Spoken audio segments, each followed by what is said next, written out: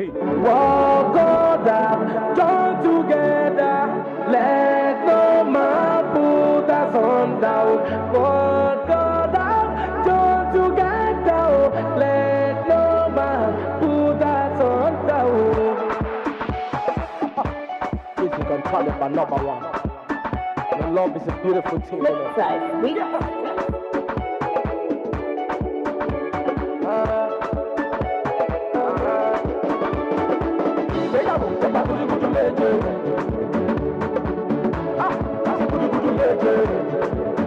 Ẹni bá máa ṣe ìgbéyàwó, a ṣe gúdúgúdú méje.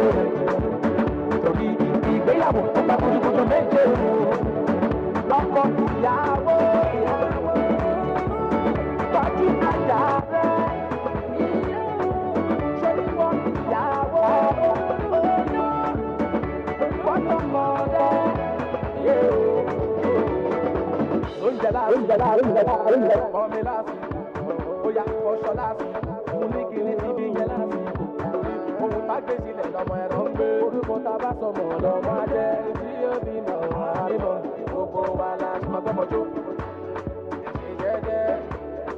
Ṣe jẹ́jẹ́ dákun ṣe jẹ́jẹ́ ọkọ ìyàwó ṣe jẹ́jẹ́ ṣoríwọ ìyàwó ṣe jẹ́jẹ́ ọmọ ń bọ̀ ṣe jẹ́jẹ́ ṣe jẹ́jẹ́ o. Torí ẹni bá máa ṣègbéyàwó á ṣe gúdúgúdú méje.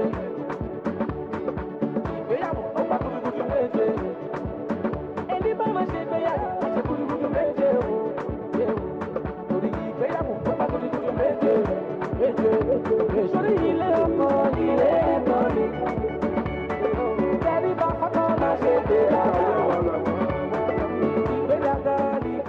All right, Lagos, Nigeria. Good morning. I beg your pardon. Good evening to you. It is the 10th day in the month of May. 2026. 2 minutes after 8. My name is Anthony Dow Melda. You're on to Nigeria's health-centric radio station, Wash 94.9 FM, and you're welcome to the Boiling Point Arena. And if you're having to join us for the first time here on the Boiling Point Arena, it's important that we inundate you as to what we do here on this discourse. It's a monthly discourse that is geared at igniting conversations around governance, leadership, accountability, nation building, and societal issues. Tonight's edition, just like several others we've had in the past, is a big one that you shouldn't even miss, I assure you, because it's about the sacred institution of marriage in modern times, issues around marital instability in our society. It's somewhat, a little deviation from the usual, where we tend to have hard talk conversations.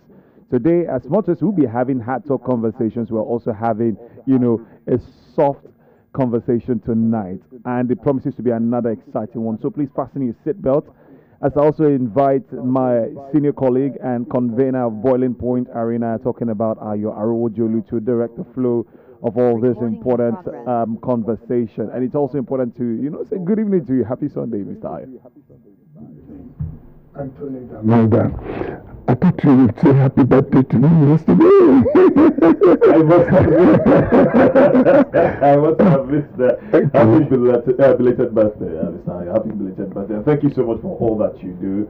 And thank you for your passion, because it is only passion and your patriotic nature to the country that will make you want to have projects like this, for the good of the nation. And thank you so much for that. Thank you very much. This is Boiling Point Arena, edition 43. Hello, welcome, dear esteemed listeners and viewers across Nigeria and around the world. AYO AROWOJOLU is my name. Well, despite the intentional step down this time around from our usual hard topics, talking about discussing some politics, on economics, on economics, security issues, and the matters of education and other key governance issues. You can bet that the issues on Boiling Point Arena are always hot. The conversations are deeper. and the flow hard hitting, while the search for solution never stops. As you are already aware, Boiling Point is Nigeria's foremost hybrid discourse platform, where issues are dissected with candor, with clarity, and courage. It's the 43rd edition, and yet another compelling episode on a month-by-month basis since its first debut in November 2022. That's exactly 3.5 years now. And it's always a privilege to welcome you to this marketplace of ideas where we bring together policymakers, influencers, political actors, technocrats, and thought leaders. We must let you know that Boiling Point, Boiling Point Arena is conceptualized as a public trust and a public sphere. This hybrid format arguably is the first in Nigeria, and it merges digital conferencing with traditional radio outreach, in which about 7 radio stations also live broadcast and bring this to our listeners. One of these days, we will do an audit to know how many millions Nigerians listen to Boiling Point Arena. Let me not fail to mention that we have seated on this platform the rare presence of the keynote speaker and the chair to moderate the discourse talking about KBC, Oba Saka Materinala, the AYO of who will add an intellectual gravitas to the discourse at the right time. I'll bring him up. Well, it's now time to bring up my colleague, Anthony Bernarda, to make a presentation of our guests. By the way, 2 of them, the third, we are not able to know what is happening, and so we go with the 2 guests. Anthony. All right, absolutely. So, just like we've mentioned, it promises to be an exciting time on the Boiling Point Arena this night. And doing this with us, let us try to get you familiar, get acquainted with our guest for this night. I'll begin with Apostle Lawrence ACHUDUME. He's a motivator, he's a counselor. He's also an empowerment specialist. He's the general overseer and senior pastor of Victory Life Bible Church International, whose missionary headquarters, Victory City, sits on a prime land spanning several acres opposite OGTV there in Abeokuta. He leads the fastest growing church, which was about one of the first pioneering Pentecostal churches in the ancient city, and now has branches in other parts of Nigeria, the United Kingdom, and United States of America. So Apostle ACHUDUME is widely recognized as an exciting and respected minister of God with a unique and anointed message that transforms lives and destinies. So Lagos, Nigeria, and wherever it is you might be listening from listening to us this night, I want you to welcome on the Boiling Point Arena Apostle Lawrence ACHUDUME. Apostle, if you're here with us, let's hear your voice. Thank you very much for having me, and good evening, everyone. And to our real father, my greetings. You're welcome. It's a delight to have you join us tonight, Apostle. Let's also introduce and get you acquainted with our second guest. This is Mrs. FUNKE EGBEMODF. She's the immediate past Commissioner for Information and Civic Orientation, Osun State. She's a widely traveled Nigerian journalist, author, and advocate of media excellence with over 30 years of experience. She started her career from the lowest rung of the media ladder as a freelance writer, rose through the ranks to become a managing director, editor-in-chief of. Under her watch, the NGE moved into its first ever corporate space in 50 years. She's a columnist par excellence. So join me, Lagos, Nigeria, in welcoming the one many Nigerians fondly call Professor of Marital Affairs. talking about FUNKE EGBEMODF. Good to have you join us this night, Mrs. FUNKE. Yeah, we would love to hear from her as well. Mrs. FUNKE, let's hear your voice.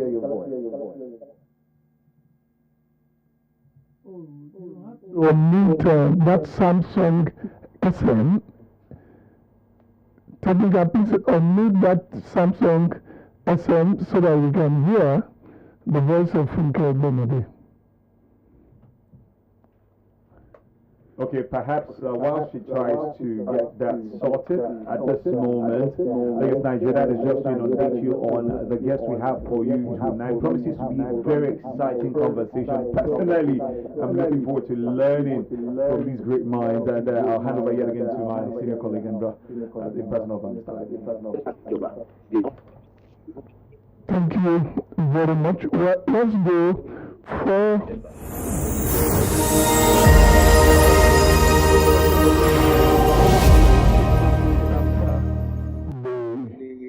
I can see her face. Well, the technical team should just do something about the echo. Yeah, please, if you're listening from wherever you're listening, please do unmute your mic so we do not get we're having this feedback and it's not favorable for broadcast. So mute your mic so we do not get that hold back from your end. Okay, thank you so much. Appreciate that. All right, the prologue. Tonight's conversation focuses on a subject that touches every home, every generation, and indeed the very foundation of society. Under the topic, marriage in modern times, love, money, loyalty, and the crisis of commitment. Marriage from time immemorial has been regarded as a sacred institution, a union built on trust, sacrifice, companionship, and shared dreams. It is the bedrock upon which families are built and societies are stabilized. Yet, in today's fast-changing world, marriage appears to be facing unprecedented pressure. Across cultures and communities, we are witnessing rising cases of broken homes, emotional disconnection, domestic conflict, infidelity, delayed marriages, and an increasing fear of commitment among young people. What used to be seen as a lifelong covenant is in many cases becoming fragile, transactional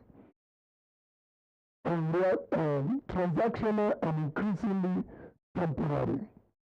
Many blame economic hardship, but others point at social media, changing moral values, career pressure, gender conflicts, unrealistic expectations, and the culture of instant gratification. Love itself seems to be under intense strain in an age where attention is divided. Patience is thinning, and loyalty is constantly tested. Today, questions, and questions abound. Is modern marriage collapsing under the weight of economic realities?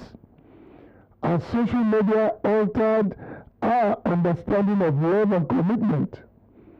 Can loyalty still survive in a world driven by endless options and distractions? Why are many young people becoming skeptical about marriage itself? Well, despite these concerns, marriage remains deeply desired by many. People still long for companionship, emotional security, stability, and genuine connection. The challenge, therefore, is not merely whether marriage still matters, but how it can survive and thrive in changing times. Tonight, we are privileged to have an exceptional panel of guests who will help us interrogate this difficult but necessary questions from spiritual, social, cultural, from spiritual, social, cultural, and experiential perspective. The topic remains marriage in modern times, love, money, loyalty, and the crisis of commitment. And that was the prologue. It is now time to bring up Kabesi, the Yemi of the Kingdom, about Professor Saka Manaponola, to herald the discourse by adding his usual intellectual gravitas. Kabesi. Thank you very much, Pastor AROWOJOLU. Can you confirm that you can hear me? Because I think we have some audio issues that they are on. Okay. Am I audible? Very loud and clear. Thank you very much. So let me start by appreciating our guest speakers, our discussants for today. Apostle Lawrence, ACHUDUME, thank you very much for joining us today. We appreciate you. We don't take your presence for granted at all. Mrs. FUNKE, EGBEMODF, thank you also for joining us. When you have people of this caliber in this kind of discussion session, then you know you're set for a very detailed and very engaging, in-depth analysis of the topic, especially we're talking about an area where we are experts in. These are both counselors from the spiritual sense, from the religious sense, from the social, angle as well. I had somebody describe Mr. EGBEMODF as professor of marital affairs, which I fully agree with that. Thank you, Pastor AROWOJOLU, for all the good work you're doing on this as well. So let me just provide some little perspectives to kick off the session for today. That's after I've also welcomed everybody else who has joined us today. Thanks for being true to this program. Marriage is something that these days a lot of people have a perspective that doesn't really connect with what it should be naturally. The natural order of things. And again, we've kind of diverted very far away from our Africanness, if I can use that word, about the institution called marriage. And that, in my view, is one of the reasons why we have so much challenges.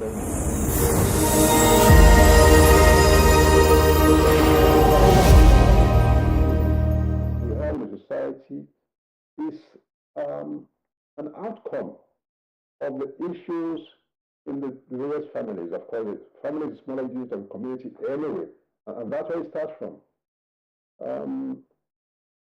In the past, an African way is that a marriage is between two families, while a man and a woman are the center of the whole thing, but it's about two families. The courtship itself is facilitated and guided by members of the families who try and investigate who this person is, who is this man, who is this woman, who are the parents, who are the relatives, are the people we can discuss with, what kind of character do they have, the person in question, and all of that. But we have departed a lot from this.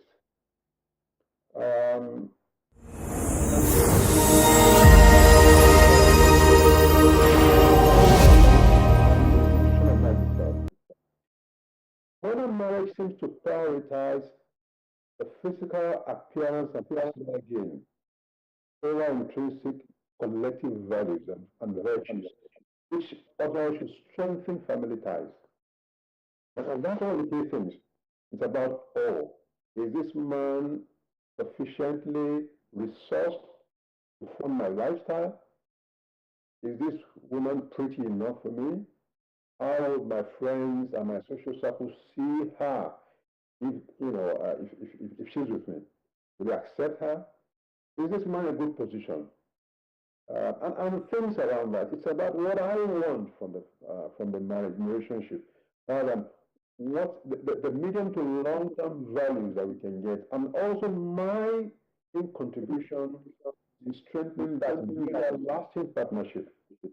It's all about what the other person can offer, and less so of what the individual himself or herself will contribute to make that relationship work. And I think that's one of the key things, that I think are fundamental to, the problems we have around marriage these days. They say love is blind. I don't know about love is blind. But another commitment requires open eyes rather than blind passion. Partners need to be able to actively observe their spouses or potential spouse character and values before committing. And that's where the Africanness, the way our forebears used to do it, becomes important, because they are the ones who will know the other person's family and try and investigate. Some also see marriage as an investment. It's about, reciprocity. I give you this, give me that. Once I'm able to get that thing from you anymore, then I withdraw mine. And that's what naturally marriage is not. That's not what it's meant to be.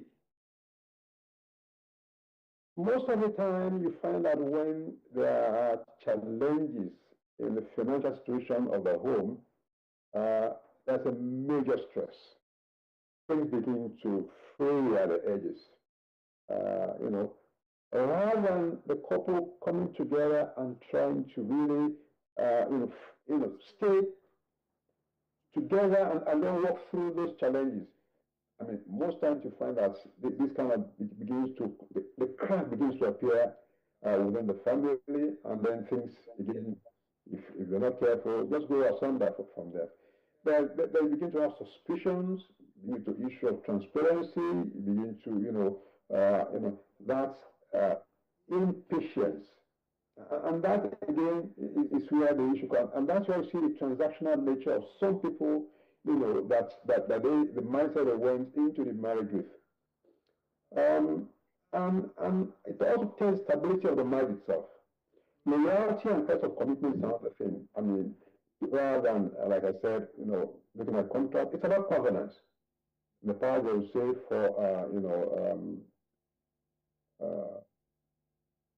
something you stay put, and then you try and see how you make it work. Most times, the decisions also, when children are involved, it also, affects the children a lot. And when we take decisions, most times we don't think through how those affect the children, not only in the immediate, but also in the future. Because the kids see what's happening, even though they may not talk when things are happening. It stays in their psyche. When they grow up, it also affects their own behavior, the way they see life as well, and even how they develop into a man or a woman as well. So those are some of the things I think, in my view, we need to begin to relook at. And I'm happy that we have someone like Pastor ACHUDUME here, who I'm sure has run several dozens of counseling sessions for intending couples, and also Mrs. EGBEMODF, who can help us to much deeper light into this issue. Again, I want to welcome everybody to this session. I want to hand over to Pastor AYO to help moderate the rest of the session for today. So I hope we do have a cracking session today, and something we can learn from, and something that our audience and the larger society can take a cue from, and hopefully help us build better families. Thank you. Thank you very much, KBC. Let's get cracking. And I'll go straight to Apostle Lawrence ACHUDUME. Well, marriage to me looks like something that is everybody's market. Whether you're a Christian, or a Muslim, or a Babalawo, everybody must try the marriage route at one point or the other. Let me first find your preliminary input to this discourse by also asking, what do you consider the biggest threat to marriages today? Is it economic pressure? Is it infidelity? Is it social media? Is it ego? Or changing values? Over to you, Apostle ACHUDUME. Thank you for having me, and let me thank KBC for a very powerful introduction. He did a very good job on the topic. I was at a point thinking whether he's a professor of marriage, but as a real father, it's everywhere. So that was a very good one, and I want to thank God for Madam EGBEMODF. I've followed her for over 20 years. I've almost read all her articles right from Sun and everywhere. So it's an honor to be with her and the KBC on this platform and the various listeners. To go to your question, which of them is the major problem? I think from my perspective, all you have said is correct, of all issues we have to deal with. But above all, there's a challenge of understanding on what actually is marriage. There's a lack of a proper understanding of what is marriage, a lack of understanding of why they are going into marriage. And like KBC said earlier, in those days, parents look into what and what. Today it's not like that. Anybody can marry at the bus stop and divorce in the next bus stop. So we have a lot of, but there's the issue of understanding, either lack of it or not proper understanding on marriage. Why marriage? What is the essence of marriage? To many people, they think you go to my job because of sex. If you go to marriage because of sex, when you get tired of sex, you are going to walk out of it. So marriage is beyond sex. It's more than that. So all the issues you listed are part of the challenges we have in marriage. But then adding to it is lack of proper understanding on marriage. Very much, Apostle. Well, since we are starting this way, let me just do a follow-up question. Then I will allow Anthony to follow me. I saw a video just this night, a very popular pastor. And he said it is not only single people that husbands will marry, that those people looking for a wife can even also marry, that married men can, it's not offensive to scriptures that married men can propose to single ladies. Now, Apostle said, he said, the problem starts from a basic misunderstanding of what marriage is. Many people have distorted the foundation of marriage. And like KBC said, it's a covenant. And a popular pastor is saying, even a lot of married men are allowed to marry single ladies as long as he carries along his wife. I'm not sure that, I'm not sure whether you don't think that even some of these counseling, some of these school of thought, the aberrations that have affected marriage today. Jesus said in the beginning it was not so. It looks to me like one man, one wife. Except you don't think so. Let me pardon my parabulation. But yes, I got you. Yes, sir. First of all, whoever pastor that says a married pastor, a married man, can propose marriage to a single lady, that is the height of ignorance. That is an abuse of marriage. That is a lack of proper understanding of what marriage should be about. And at best, that is lost. That may be a desire for sexual immorality, a desire for sex, but not marriage. And that is not scripturally based. It's not founded in the scriptures. That a married man can propose to a single lady with either with the support of the wife or not, it is wrong. That is creating confusion. It is not right and should not be encouraged. Whoever any pastor who encourages such lacks understanding and is not reading from scriptures. And I do not endorse it anyway. It's all right. Before the microphone goes to my colleague, I want you to bring out the import of what Jesus was trying to say there. Does it mean that every man on this planet has one person to marry? Because it's looking like, out of sympathy, they'll tell you the population of ladies in the world, or guys or females, they are more than that of men, and they must marry any which way. Now, if I get that question right, like you are asking me, if there's a specific woman for a specific man, okay, that may not be so. You have a choice on who you get married to. Like Abby rightly said, there are certain characteristics you may look out for. There are certain characters, there are certain things you look at. Study the family lineage, all manners of things. What does Jesus mean when he said in the beginning it was not so? If you look at that scripture carefully, they ask him a question. Abraham said, if the person is like, I want to give that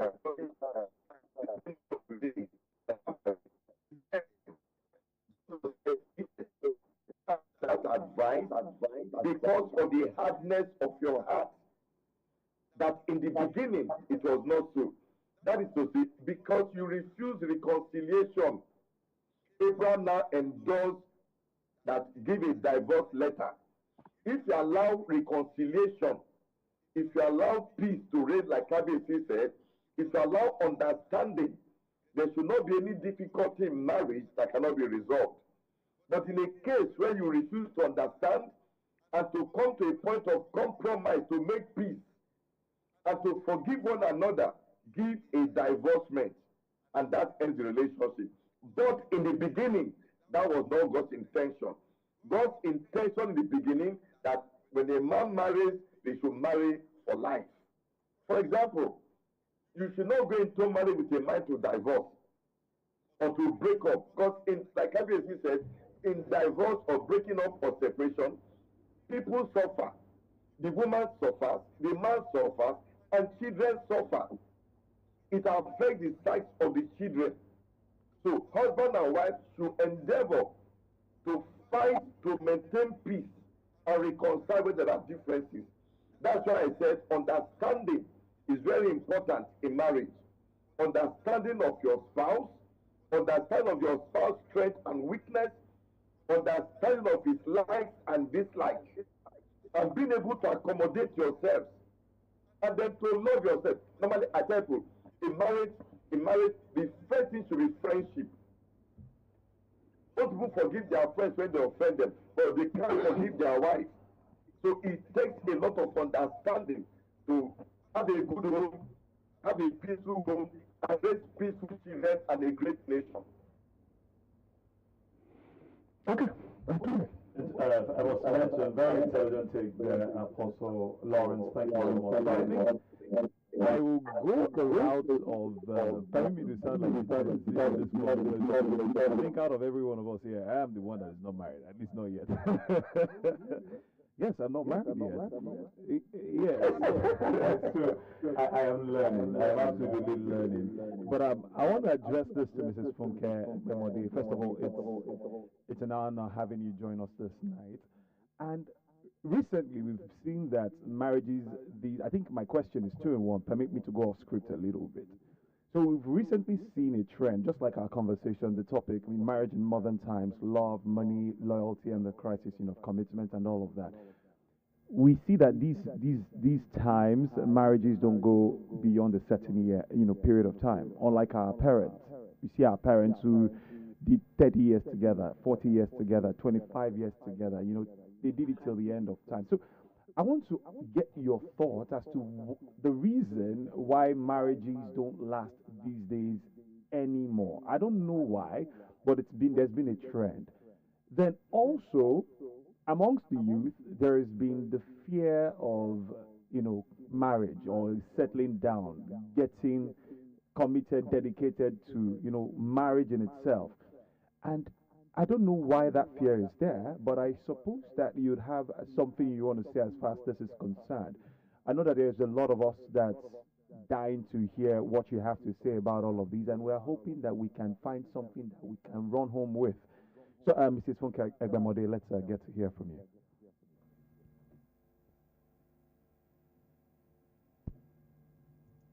Okay. Good evening, Kabesi. Good evening, everybody on this platform. It's good to be here, and I'm having a lot of difficulty enjoying this. I was really enjoying the line of thought of Brother Lawrence. For me, most of the marriages that are contracted these days, even in the last 20 years, are based on the wrong foundations. Something about failed parenting, something about unrealistic.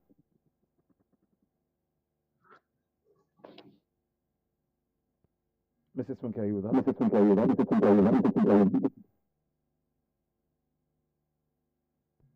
Okay, it appears that we might have. Okay, Mrs. Funke, we can see you. Perhaps your mic is muted. Your mic is muted. Please do it on mute so we can hear you better. Okay. All right, so whilst we try to have Mrs. Funke reconnect with us, remember, Lagos, Nigeria, this is the boiling point. In a bit, we will put up on the phone lines to also get to hear what you have to say about the conversation we're having tonight. And remember, we have Mrs. Funke EGBEMODF, who's about to share her thoughts with us. Today we're talking about, marriage generally, marriage in modern times.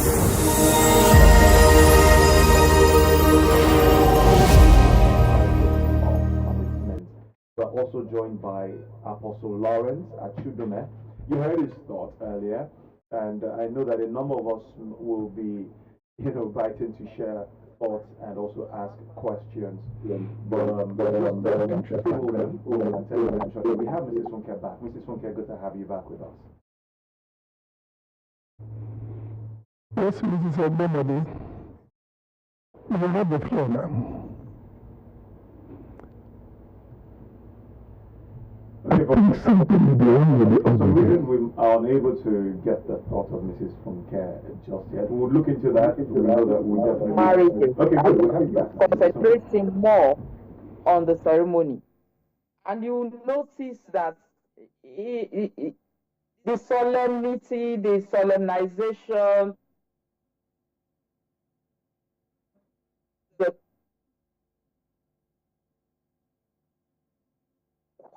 quietness, the seriousness of wedding ceremonies have disappeared. It's about the bride and the groom being lead actor and lead actress of a major movie.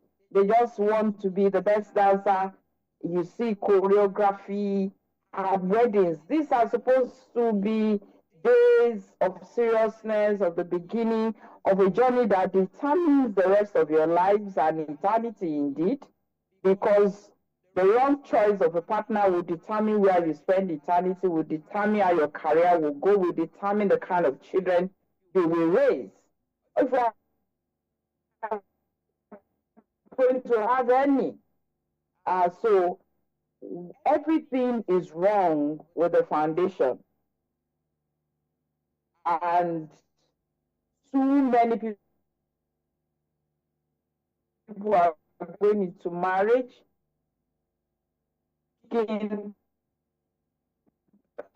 marriage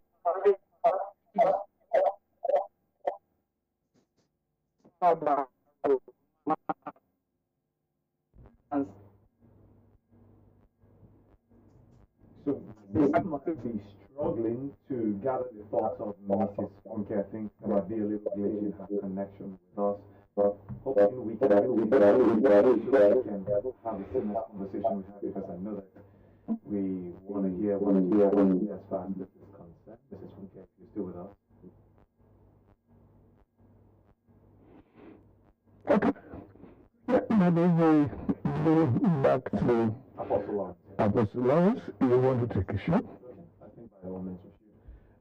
Hopefully, once we're able to reconnect or reestablish connection with Mrs. Funke, we'll get her to come back. So, over to Apostle. As much as I would love to ask, that same question, it's necessary. Let's still talk about some about them because as it stands, I want to get your perspective. What do you consider the biggest threat to these modern times? Are we talking about economic pressure? Are we looking at infidelity? Are we talking about peer pressure? Financial pressure? Or consider the biggest threat to marriage? Apostle Lawrence.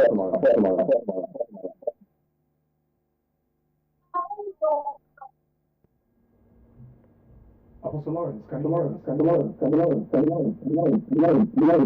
us? Yes, did you get the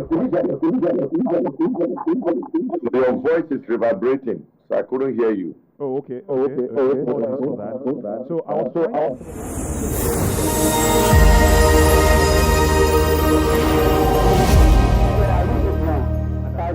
mentioned economic pressure. I mentioned social media pressure. What exactly would you say, says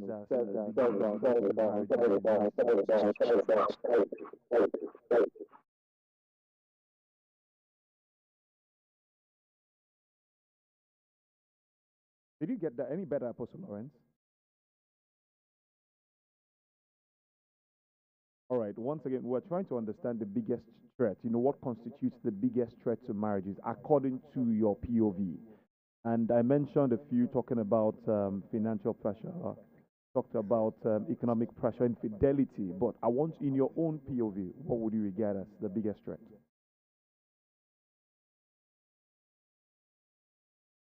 Okay, by all means.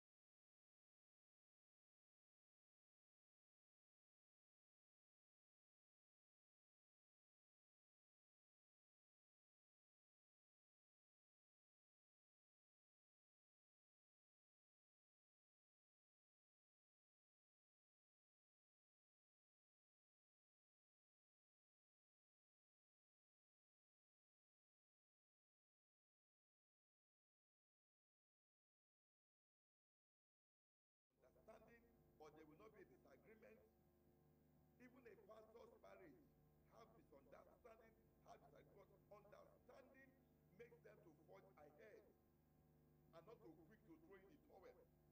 But today, let's say, well, since I've given birth to children, what do I need the man for? And the lady will say, if the man cannot meet my need, and if the man can meet my need, that is not the essence of marriage. Marriage is beyond that. So I don't know how to now narrow it down to one specific problem, because the problem has variants. There are many. As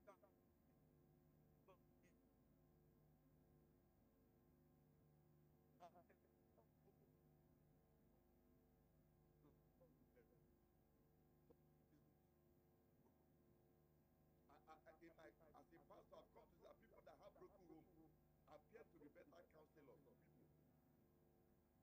So often that they mislead a lot of stuff, and then trying to copy what you don't know the real root.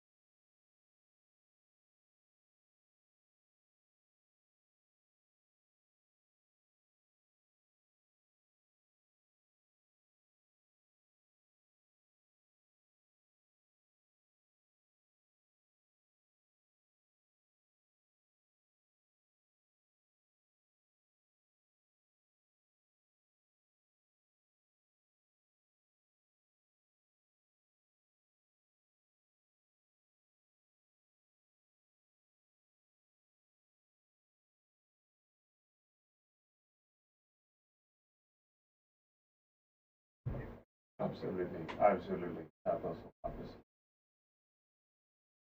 Okay, thank you very much.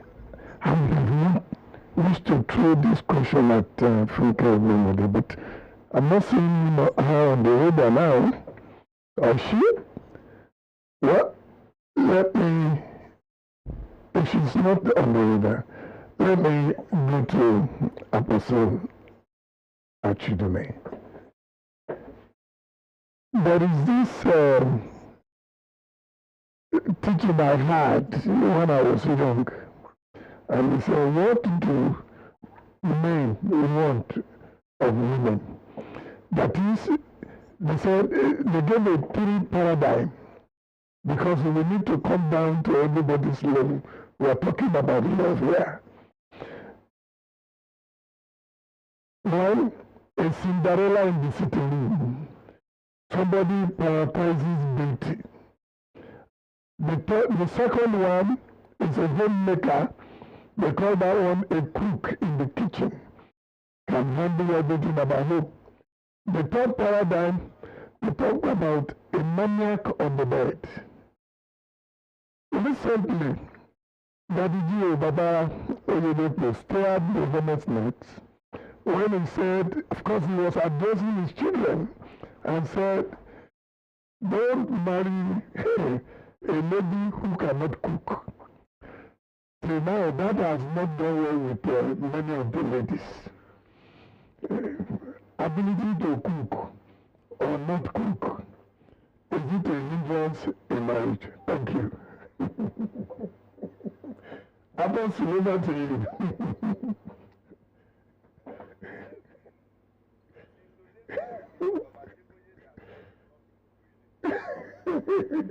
Yeah, I said Baba Adeboye. I mentioned Adeboye.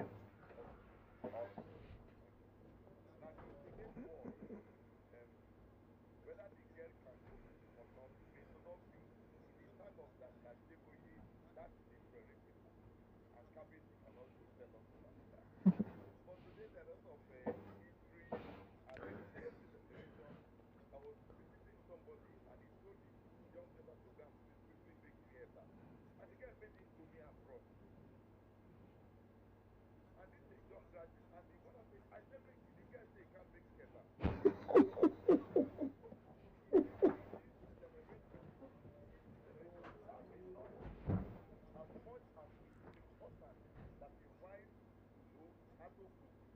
But that may not be a condition. You get three things that those three things you mentioned are needed in a good marriage. Even the emotional side. Of course, it's needed in a good marriage. They must be all balanced. It's good a wife one. I was answering a couple this evening and this afternoon, and I told them, I said, I know your generation is losing more. So your parents should be careful to do it after marriage so that they don't get angry because they created your home and your wife will prepare golden mom. And that is not what your wife, your mother cannot take that and cause problems. So we need to understand the generational gap when it comes to marriage. So I normally tell parents, please don't go to your young daughter-in-law's house and expect food with the room like our mothers or grandmother used to cook it because today they don't know you. So they need to understand it.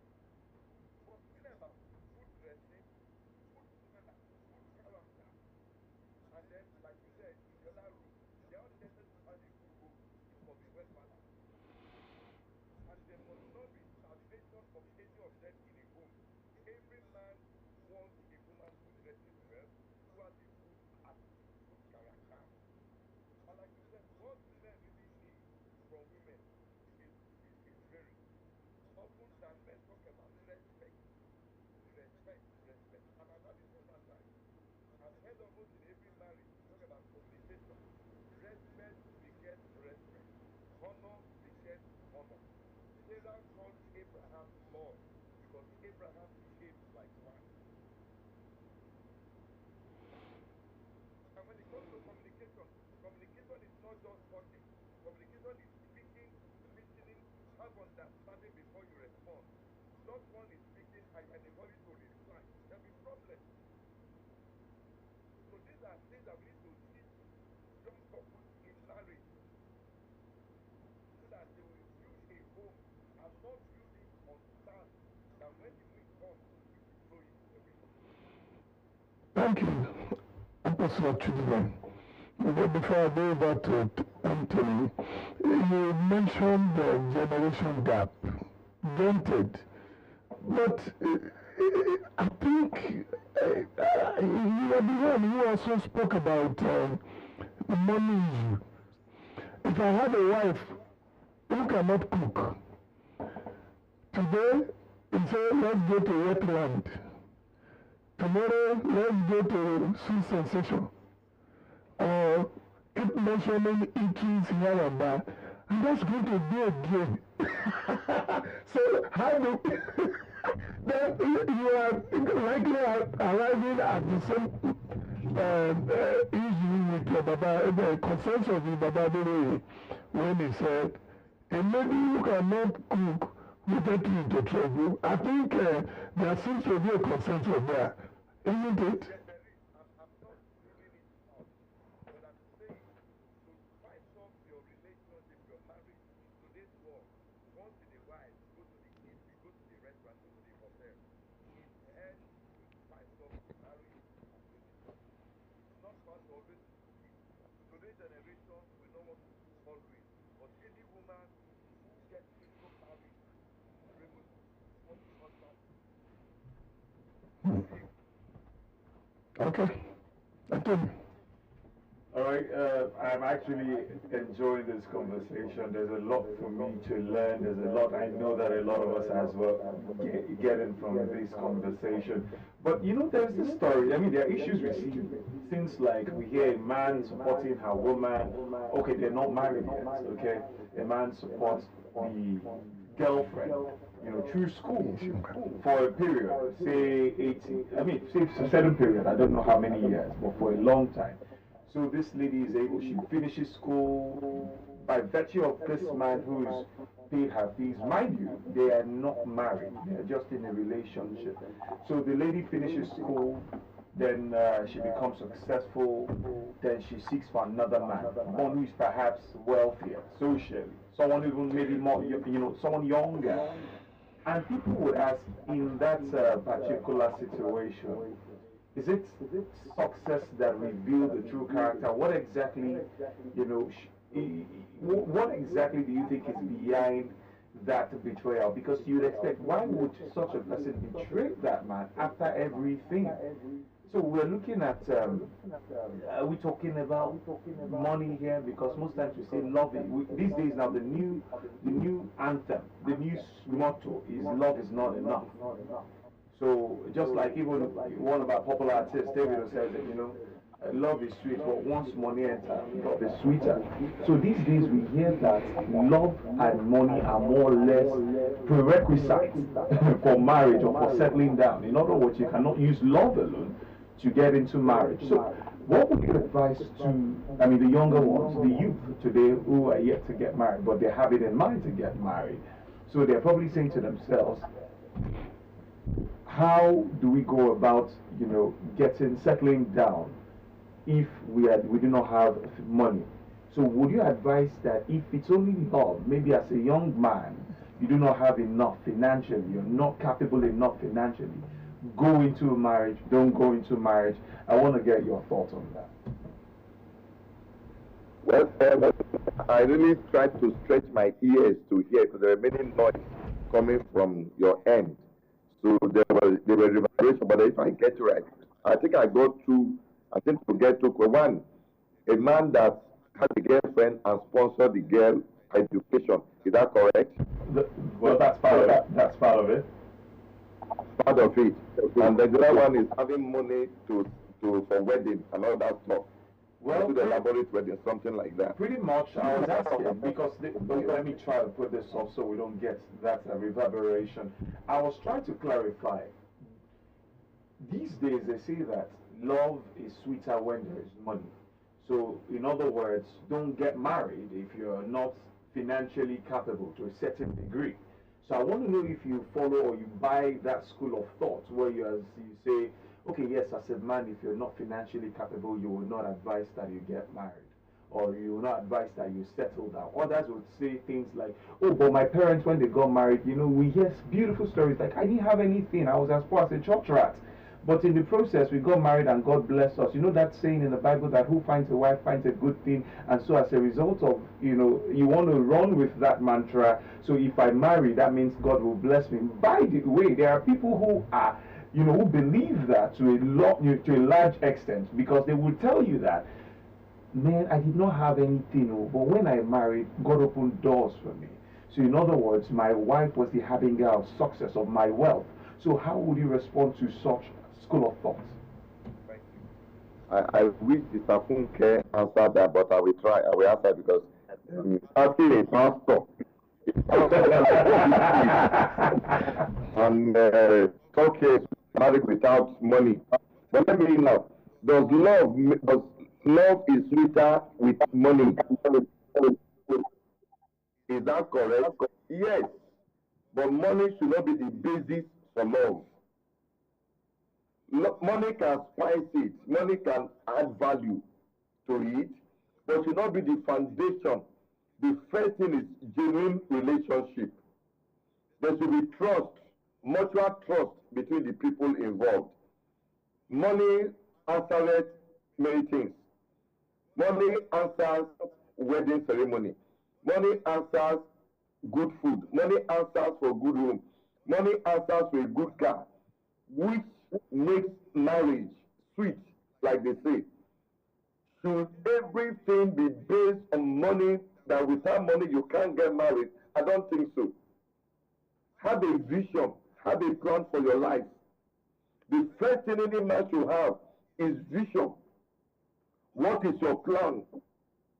And you see, the Bible says that God said He will make man a help meet for Him. Many of us believe those scriptures so well and enter marriage because we needed a help. Somebody who can balance us up to meet our vision in life. So, all we had was the money to start off. And thank God for our faith. God helped us.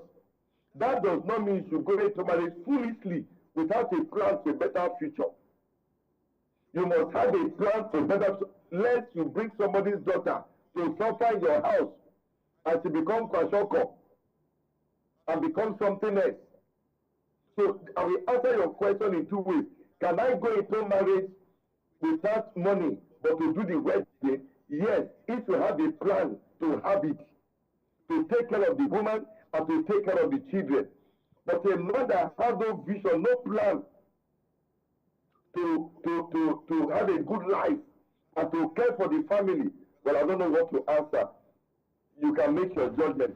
But I will advise that first of all, have a job, have a means of income, a source of income, so that you don't bring somebody's daughter in your house. So money makes a relationship. Financially capable to care for your family. Yes, it's important. In today's world, it's very important because we live in a very competitive world. I don't believe in comparing yourself to marriage, but have a minimal take-off resources. Not that it comes in and from the first day you are declaring prayer and fasting for 30 days for the innocent lady who you just got married to. It doesn't make sense. So you should have a means of livelihood, have something to take off, and then begin to build on it.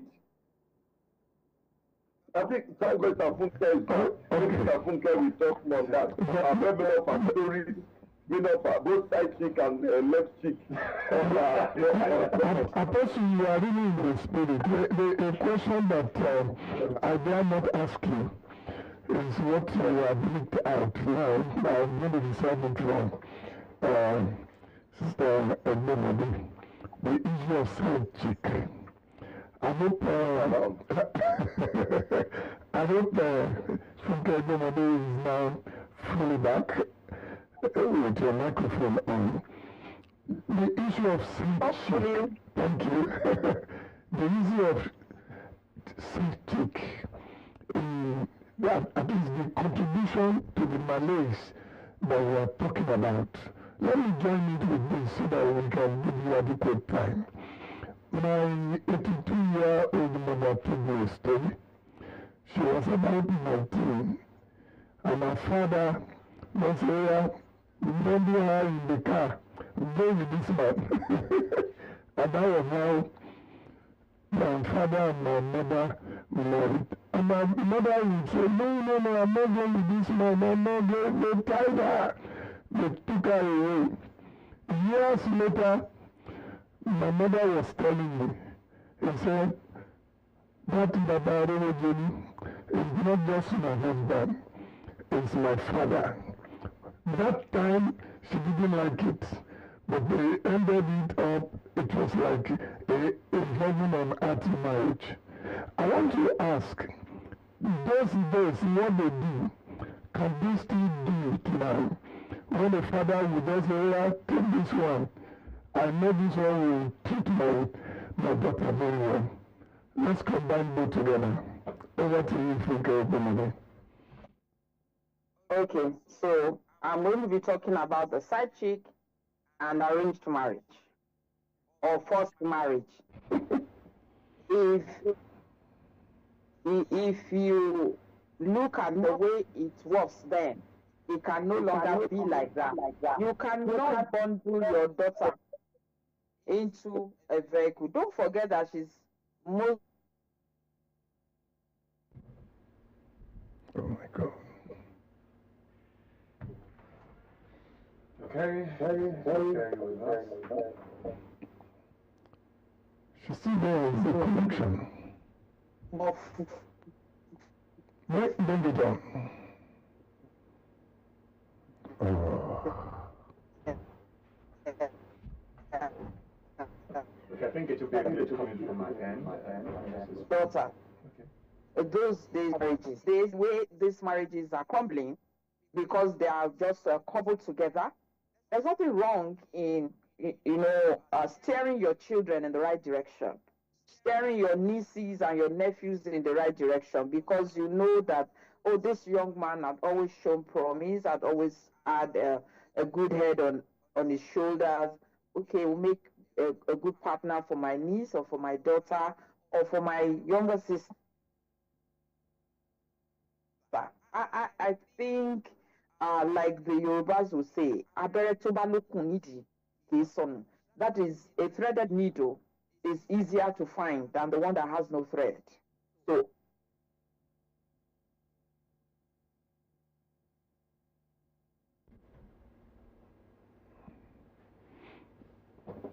we can still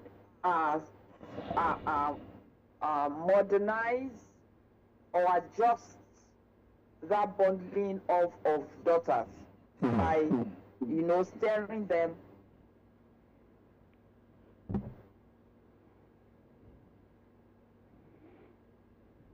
in the right path. I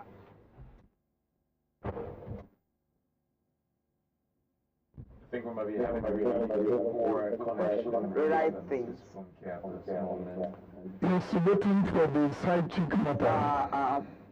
A lot of us are also caused by bad parenting.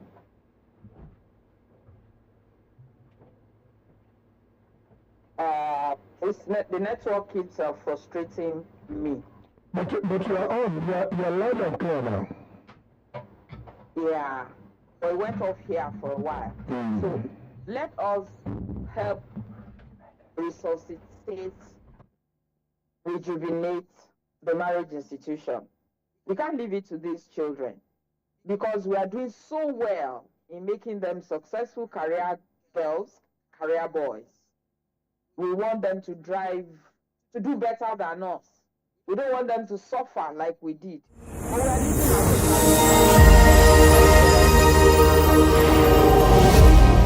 we have not scored above average. We have not even scored average in the marriage department. So let me quickly say, go to the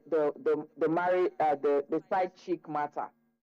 Side chicks exist because there are side cocks. It's because men want to marry second and third wives by proxy, through the back door, through the windows. It is all the fault of men. I'm not going to admit that, oh, side chicks are just girls roaming around and,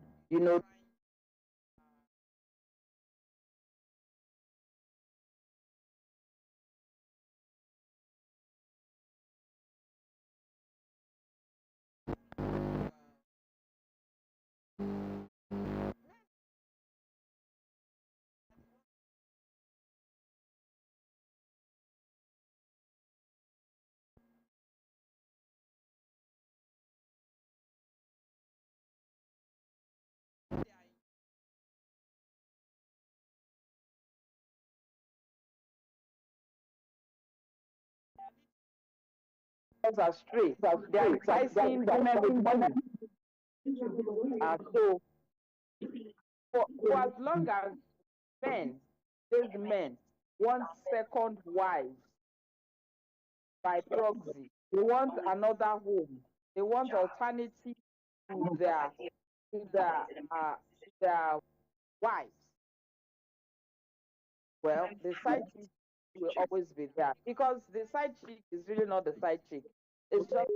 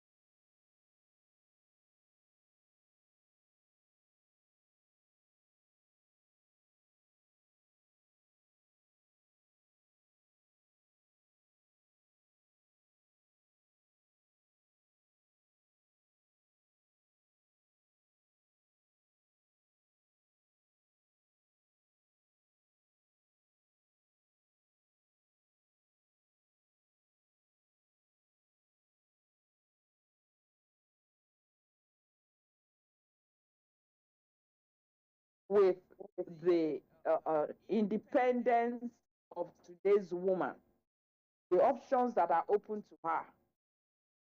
Does not need a man become a husband to become a mother. Does not need a man to provide a roof over her head or feed her. Everything just becomes very, very complicated. So I think my own solution, the only solution I can offer, is that parents need better. Thank you very much, but I'm still on you there, and a part of the question will be later on answered by Apostle. But FUNKE EGBEMODF, something happened in the social media about a week or two ago. We saw a couple who transacted with another young lady on the same marital bed. They did a video of themselves. What is happening with this influence of social media? And the part that will concern Apostle ACHUDUME is that there's a prophecy in the Bible that says in the later times that people will be inventors of evil. And look at the video. It was very sordid. I mean, a woman, her husband, they made consensual arrangement with another lady on the same bed. You see people doing videos in the bathroom, in the jacuzzis. What is happening to women? When you were talking, it was like a man versus a women thing. Although you struck a balance somewhere, and men, God handle your greed, and the women too. They are lost for money and other things.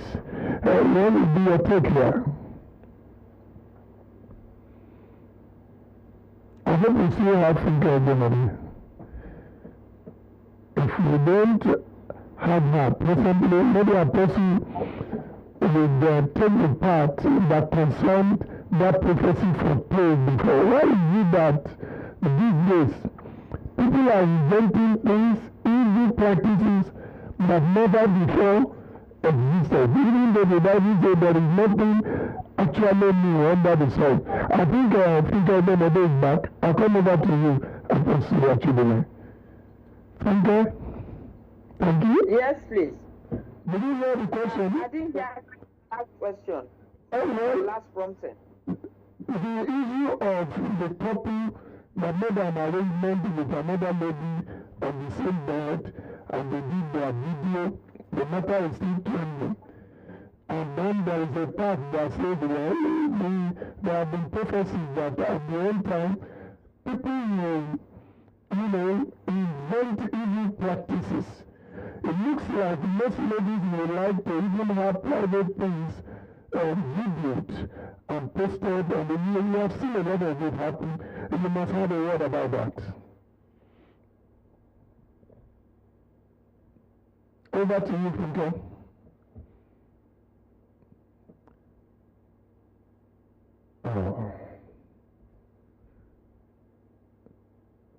Okay, I see you. Take care of that glitches. Let's go back to Apostle ACHUDUME, then we'll come back to you. Apostle. All right, thank you, sir. Talking about the issue about the couple that were filmed, I didn't see the video, but that has to do with the madness of this generation. Marriage used to be honorable and carries respect and dignity. But in today's world, everybody wants to trend, even in the most foolish behavior. And people will be clapping.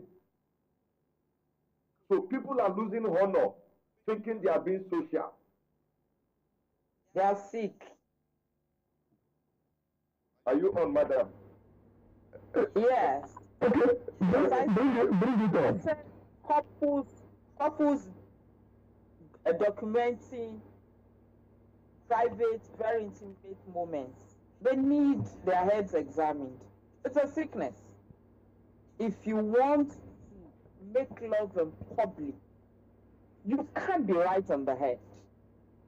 That's the truth. They call it sex Because carpet. you are documenting intimate moments with your partner to show it or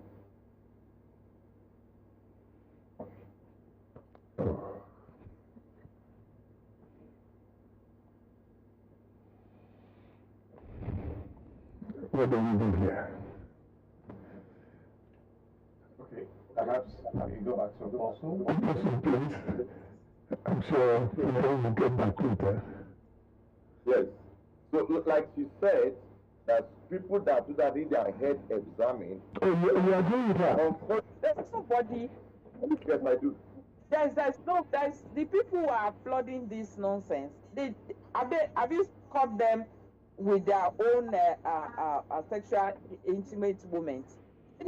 They just want live porn. They want porn, and they want it to be about people. They want the actors of pornography to be people that they know. Everybody is sick. How do we clear this sickness now? Because it has nothing to do with class. In fact, it's more common with elites. What do you think? Is that still for me or Yeah, for you. Let's hear you, please. You have the floor. how do we cure it? How do you clear the madness? And teaching the right values. I'll go back to the religious leaders.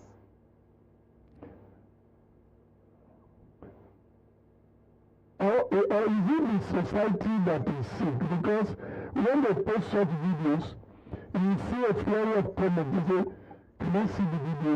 Please send the video.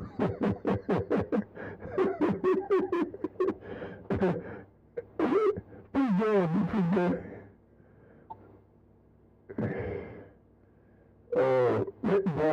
This is one episode that we'll soon return to in the floor for interactions. Maybe we let the people do the talking.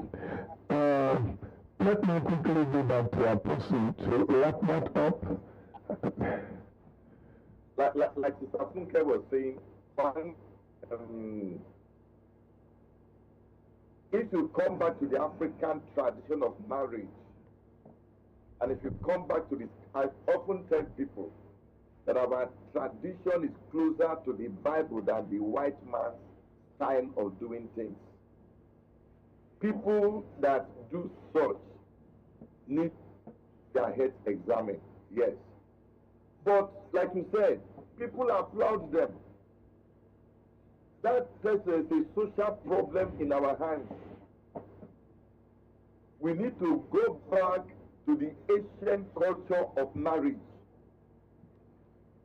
to discipline, to dignity, to marital honor. Not this funfair and all this stuff they are doing. Recently, I read also, maybe, I think I read in the news recently about some people in the north who were exchanging their wives one for another. And to them it is fun. And they were arrested and put on trial. And when people post this nonsense, it trends. And people celebrate them. So there are chapter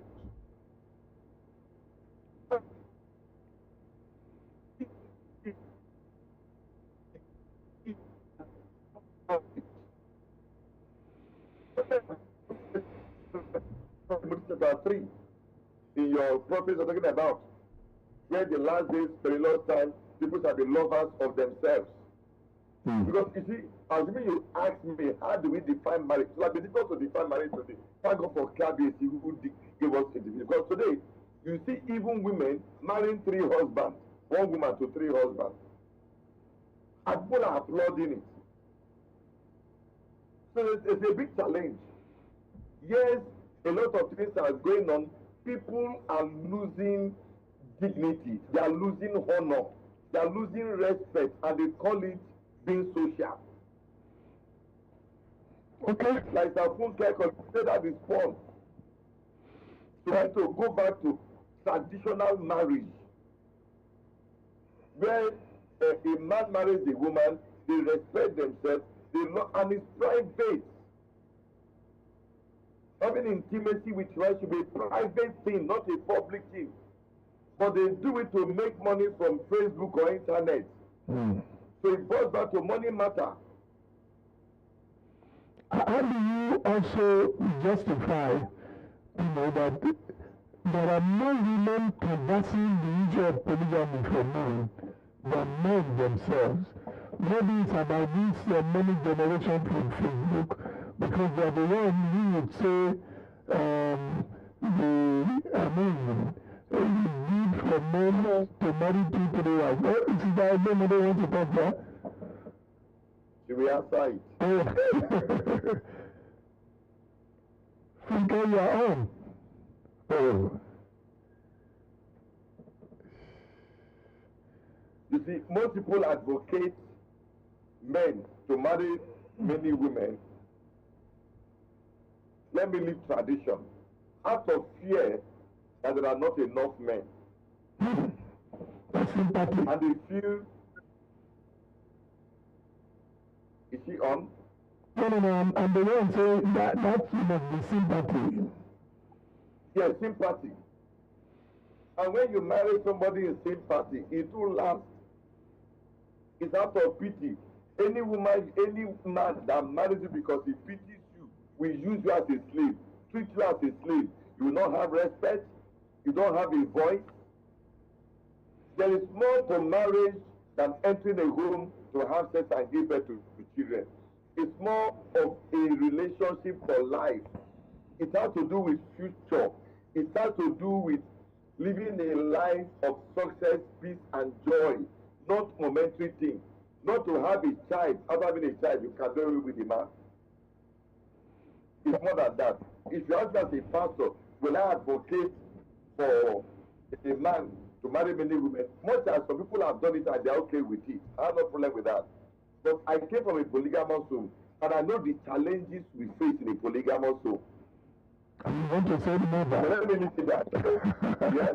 Yeah, you want to say mother again because of the challenges. That is too personal. Okay. It's what I face. Because maybe from my own experience, I've not, because a lot of problems go with polygamy. The children are introduced into battles they don't know when it started. Even the women who initially were friends begin to fight themselves. So, well, I know some people have been able to do it well, but personally, with my experience in my father's house, I may not advocate it. Okay, thank you very much. In the last 3 years, we have seen if FUNKE is very, you can also take a plunge into it. The last 3 years, yes, Nigerians have witnessed hardship of monumental dimensions, to the extent that even ordinary soft drink of 500 naira or 1,000 naira can get. Are you listening? Hello? I will be asking whether is poverty not dangerous to marriage, the infidelity that we have been talking about? Because if we go to the streets and find out how many of our young girls have become pregnant, how many of our school girls have been pregnant, those who have been impregnating them are Okada riders. How? Because they have access to some little cash, take 1,000 naira. If they take a bottle of one soft drink or so, it's enough to carry a lady and go, and they make a mistake for her. What about the issue of hardship and poverty? Thank you. Oh, FUNKE has disappeared again. I thought you over to Okay. Now, is poverty more difficult than infidelity. I don't know how to really define the two of them or weigh them. But let me say that the issue of my wife was doing a program on young girls, teenagers. We discovered that young girls at 9 years old were not virgins. And we're shocked. 9 years old girls are not virgins. 10 years, 11 years old girls are not virgins. And it was a surprise to us. We have to find a way to address it. One, it boils back to what FUNKE said about parental care. Parents have failed their children. You may be poor but have sense. You can be poor but be disciplined. You can be poor, understand local education, traditional education, to teach your children to be disciplined and to be contented with what they have. But most parents don't lose. I think FUNKE is saying something. Okay. FUNKE, you have the microphone now. You have the floor. Intelligent. Okay. Okay. I think I will prefer that he finishes his line of thought, so I can continue from there. Okay. Listen. I was rather talking from the parental upbringing, which she said earlier, that even though you are poor, have a sense of discipline how to raise the child, especially the girl child. I don't think poverty should make a responsible mother or father to throw the young daughter to the street for any man to get her pregnant. Many of us grew up in the villages where there was poverty, and yet we saw people who grew up in such places and become decent mothers and decent wives. Not that poverty is adding to the issues today, but I think parents should be able to guide their children and be contented. This is who we are. We don't have it, but with what we have, this is the path you should follow in life. But don't throw these young girls to the street to become pregnant by any Tom, Dick, and Harry on the road, who will not be able to care for them. As a pastor, I know what I suffer, what I go through to care for children who we don't know their fathers, to care for young girls who became pregnant. They will mention 3 men. This one, so we don't know who got them pregnant. So I think parents have a lot to do. Yes, religious leaders have to do. Teachers in schools have a lot to do. Every parent in those days, like I said, in those days, every child is everybody's child in the village. But today, people don't care about other people's children. They can't even advise other people's children. So I think parents need to be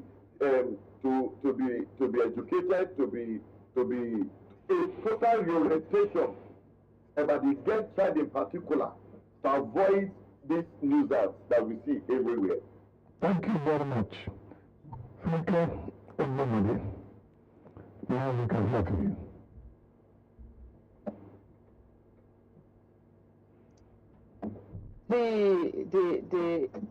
It's just about the pervasive perversion about intimacy. The daddies are too busy, the mommies are too busy. The children are just left to roam like domestic.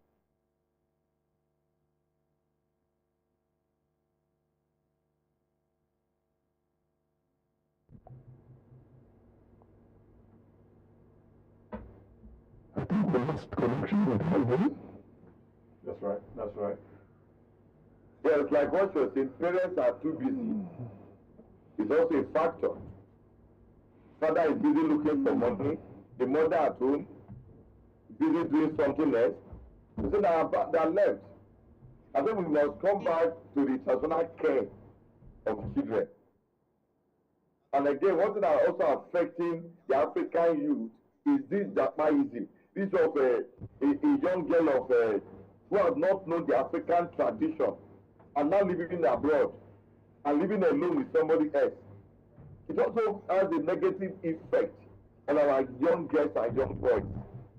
Because the discipline normally the Africans give their children, we are losing it. Okay. So when they get there, they are carried by the Western world, and then it becomes a challenge.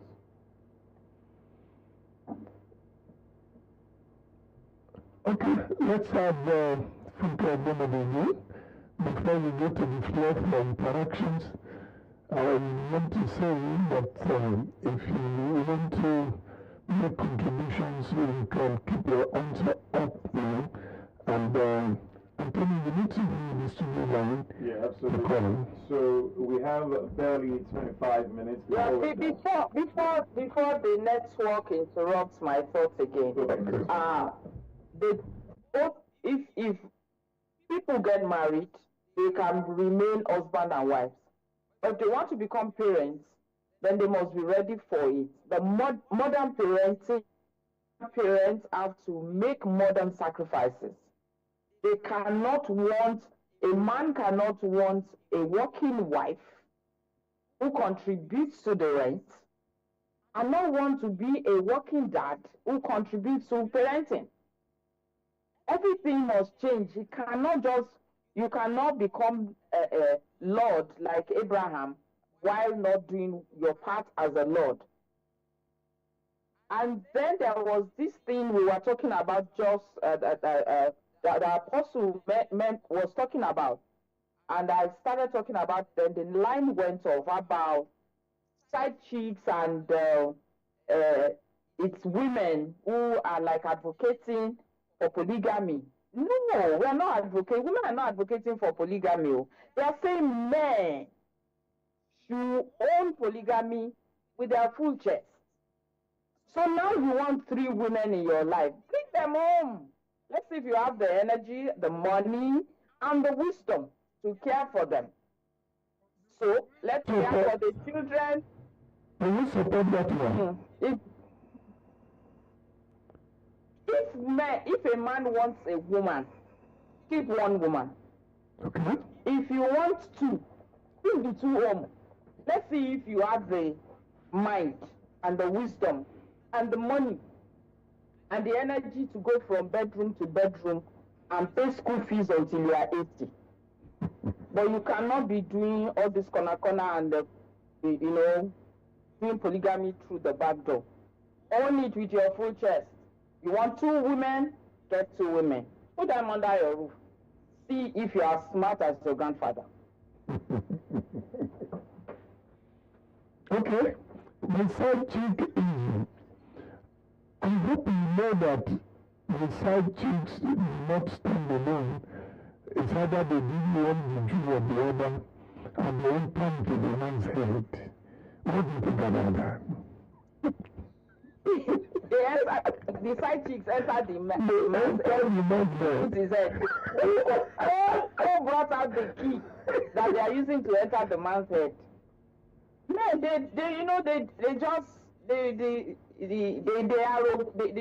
give us powers that we.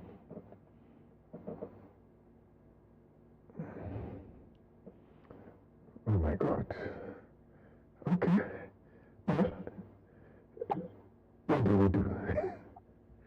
Let's call the studio number to call. It's just the men that can't cope. When their wives change, they can't cope. When the side chick changes, they can't cope. When they cheat, we are supposed to cope. When we cheat, they can't cope. But why do women cheat in a marriage? We've not done the statistics. We don't know who is taking the lead now. But why do women cheat in marriage? And Tony, please call out the studio number to call. All right, so let's give the listener the opportunity to also share their thoughts, concerns, ask their questions in the next few minutes that we have. The numbers to connect 0906 499 2609, alternatively 0704 100 7949. Again, it's 0906 499 2609.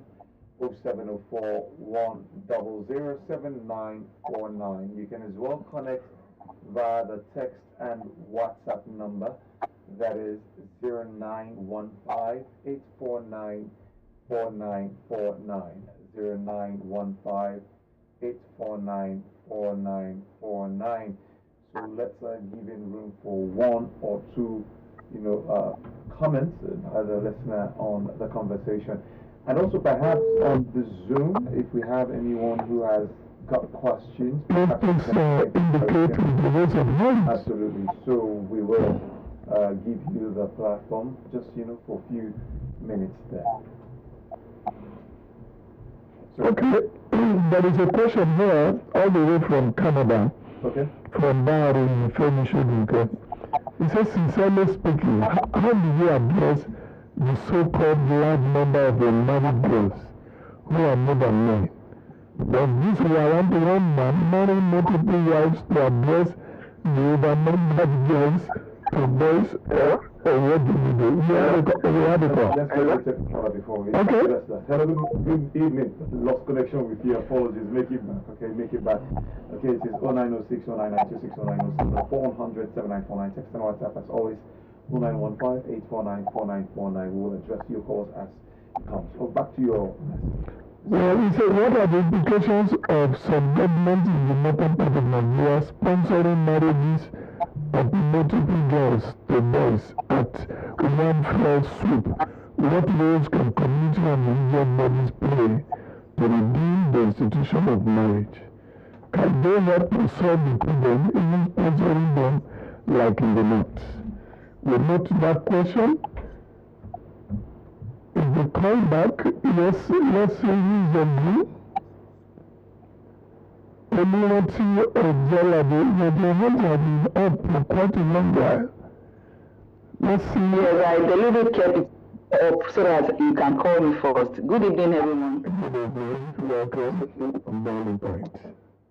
I want to give kudos to Mama Lagos West, the bishop of Lagos West, who formed the association of young wife association between 0 to 15 years in marriage, and she will bring 40, 50, 30-year-old mothers that have stayed in their marriage to come and lecture them. And I can tell you for sure that breaking of marriage have really gone low in Lagos West Diocese as I'm talking to you now. They're talking about what we discussed about. Let me just tell you about my personal life. My mom became a widow in 1975 when we lost my dad, age 44. And she trained myself and 5 other siblings. We became what we became today. I took a decision in 2012 at age 44, left my very viable paid job to take care of my children because I discovered that my work was taking me away from my children. And it's really paid off because we're taking that drastic action then. Though I went into storm of life at the time, but I came out of it. So, talking of marriage, in Anglican diocese nationwide, and we're talking about marriages, and we condemn this society wedding. A wedding that will just take only one day. That people will come, eat, probably give up to, and for a lifetime marriage, peaceful home. So my question is to the pastor that why must we do society wedding? Is it because to compete with our friends, folks? Because that is really affecting most couples. They will go and get loan from left and center to do the wedding, and the wedding will break up. But I wish all other dioceses or other denominations can copy what Mama Lagos West did, because that really helped marriage from breaking up. Any new marriages, the lady will be welcome to the Young Wife Association in my Lagos diocese. So that's just my take. Okay. Your life or seeing the need to step back from your busy schedule to care for the children. And I thank God for Mama, to your mother, and for what the Lagos West of African Diocese has done to educate young girls in marriage. I don't think there are pastors who encourage lavish wedding. In fact, most of us pastors are trying to discourage lavish wedding by allowing people to do office wedding, or do wedding on Monday, Tuesday, Wednesday, but not on Saturday, where less people will attend. So I don't encourage lavish wedding. I encourage people to do it as they can cope with. And another, like I told a couple today, I say people who are coming for a wedding on Saturday, they have food at home. So don't go and break the bank to want to feed people who have eaten before they came, or who have food before they come to your wedding. So I don't encourage lavish wedding. I tell people as much as possible, do it small, and then have means so that after the wedding you can begin a new life. And I think I must say again that I think Barry was asking about, or somebody asked about people doing mass wedding. Anglican Church does the same thing. Catholic Church does the same thing. Mass wedding for those who can't cook. My advice is this: after doing such mass wedding, give them some funds to start a new life. Otherwise, we are multiplying poverty. Okay, thank you. Yes, Mrs. Nobody want to add to that. Otherwise, let's meet a dear with many women, like my friend Chief Shuduke asked, that it appears there are more women than men. Suleiman, what should we do? Let me say this. This may look hard, but everybody must not marry. Much as it's advisable to get married, there are people that may not want to get married, and we let them live their life the way to live their life. Do I advocate for that? No. Sister Funke was speaking. She said, any man that knows he has a full chest, that can marry multiple without causing confusion, that is their business. There are religions that encourages multiple, that's why I don't want to go into that aspect, that encourages multiple women and all that stuff. But my own is this: if you go into marriage, let there be peace, let there be joy. Don't hit women's heads together and they become enemies for nothing, multiplying sorrow in the name of getting to get married. So I think we must trust God and live peaceably, that you have your wife, you have your husband, and then you live well with your husband and be disciplined to your marriage. So that will not end up causing problems in the state or nation where we live. I need to remind a person that you may be making a controversy there.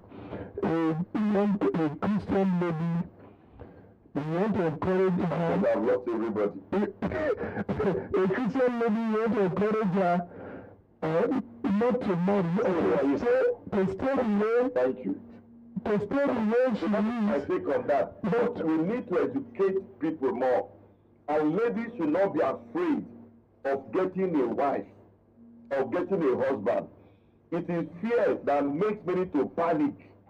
And fear of these statistics, most of these statistics, I don't know whether they are correct. There are many studies I've read about the ratio of women to men. So we say there are, but they don't even tell us whether they are matured girls or young children. To me, I believe as a pastor that there are enough matured men to marry matured women. Because I'm talking about many ladies in more women that I'm talking about 2 days old girls, 3 years old girls who are not matured for marriage. Okay, let me ask you a question very quickly. Yes, sir. If you support a woman who wants to stay in peace and not marry and to continue to enjoy God, what happens when that lady desires a baby and then she goes to do, what do they call this, finding a way to have a baby without having a man? Would you also support that? I think there are, let me say this. I think with technology today, there are, is this sperm banks? There are sperm banks, and also you can adopt a child. You can adopt a child. Is child having a husband, if that is what the person wants. Okay, that's okay. Technology has helped to solve many problems. Okay, thank you very much. Let's quickly meet EGBEMODF. If FUNKE EGBEMODF want to join the phone, please feel free at any point. Please meet EGBEMODF. Okay, please bring it on. Okay. Bring it on. Bring it on, FUNKE. Yes, I do not know. Yes, this society wedding thing, we need to start taking second and third looks at it. It does not make a lot of sense, especially when you have couples paying up to 5 million for venue, and they are living in a self-contained of 1 million, and then 6-7 hours they pay 5 million, 6 million for a venue, and then give food to people who are not hungry, who are coming from another party. It does not make sense. We need to also, and like I keep saying, it comes from the home. It is the parents that have allowed them to think like that. I had a society wedding, but I also let my children know that they can't do more than they can afford. And if I'm the one paying for the venue, because I'm the mother of the bride, I also decide and cannot afford a television set. A decent television set for his one small sitting room, he has no business. Go. Okay. Have you wrapped up your thoughts? Thank you. Can you unmute Chaplain Salisu? Elaborate wedding is a social problem, society problem. Parents' influence, peer influence, and many things. I'm talking about cost of event centers. You talk about cost of electricity, diesel. You talk about tax that these event centers. It's a chain effect. So there need to be a complete overview of this to make people have a more meaningful, minimal life that is comfortable and convenient for them. Okay. Please unmute, we are racing against time now. Chaplain Salisu, okay? That is racing over exam. Thank you very much. Okay. Very quickly, please. Thank you very much. Thank you very much for us speaking to the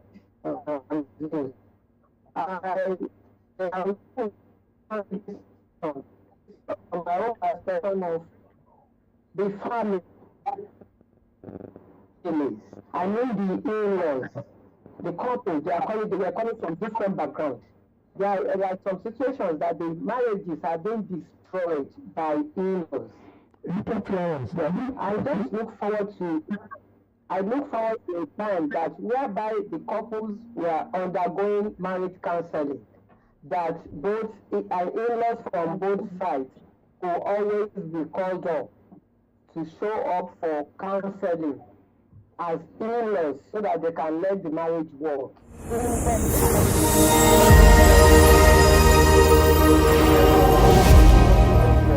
Thank you very much. Over and out.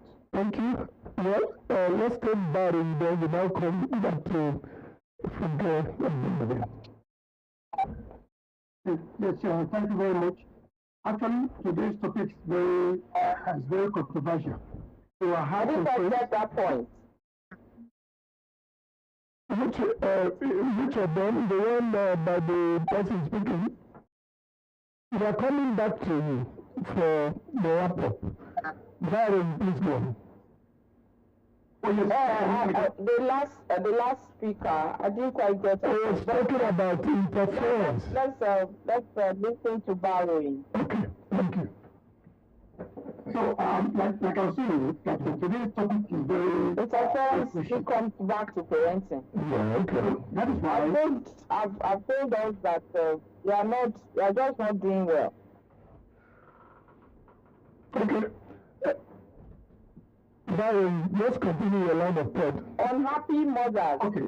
going to inflict themselves as mothers-in-law. Okay. Unhappy mothers going to inflict themselves on their children's marriages. Women should hold their husbands' homes instead of going to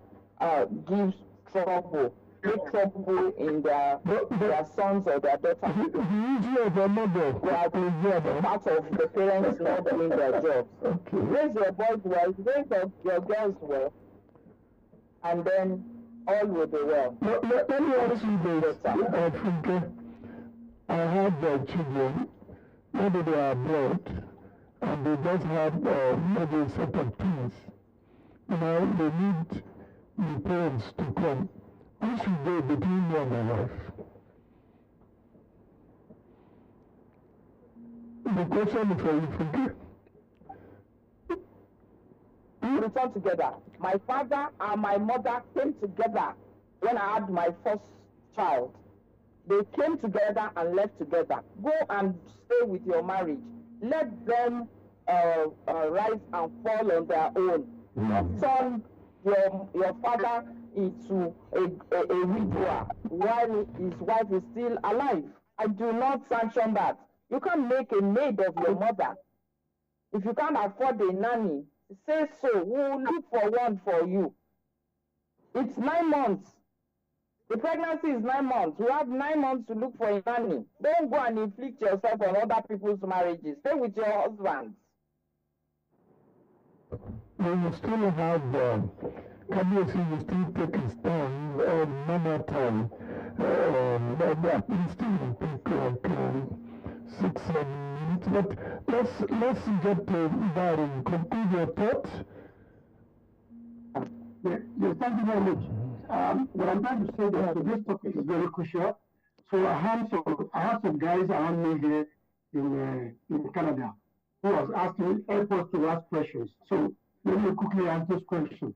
Number one, some of them they are saying that Apostle ACHUDUME did not specifically mention to them where in the Bible God said a man should marry one wife. So they are here listening to you. So when you want to answer, know that there are some guys here that listen to you.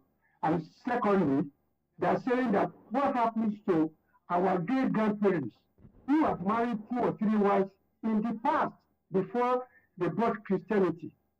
Is Christianity not the influence of we now say that a man should marry one woman? What happens to our great grandparents who married? Are they going to go to hell for doing that? And lastly, what about those who marry and there's no children? Is that allowed for them to have second wife? Because some of them, they've had that kind of experience, and when they come to abroad, it is very difficult for you to divorce, for instance, in Canada. So in that situation, some of them, they run back home to go and impregnate women there, and they are living with another. What do we do in this kind of situation? Thank you very much. You guys are listening. So, take that into consideration. Okay, I'm also over to you.